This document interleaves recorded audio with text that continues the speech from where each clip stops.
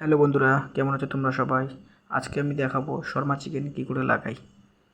ভিডিওটা অনেক বড় হয়ে যাবে, এই জন্য আমি একটু ফাস্ট করে দিলাম। তো বন্ধুরা দেখতে থাকো।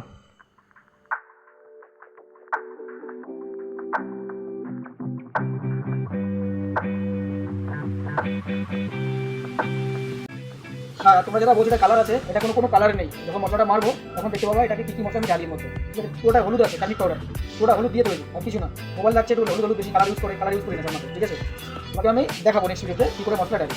লাস্ট में चाहिए लेमन, नहीं टमाटर ऊपर डालना चाहिए। बस ये रेडी।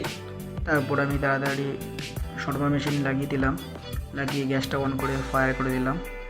এটা আস্তে আস্তে আমি ঘোরাতে লাগবো, না হলে ওটা পুড়ে যাবে, পুড়ে গেলে ভালো লাগবে না খেতে। তো আজকের মতো বন্ধুরা এই পর্যন্তই, দেখা হচ্ছে নেক্সট ব্লগে। টাটা।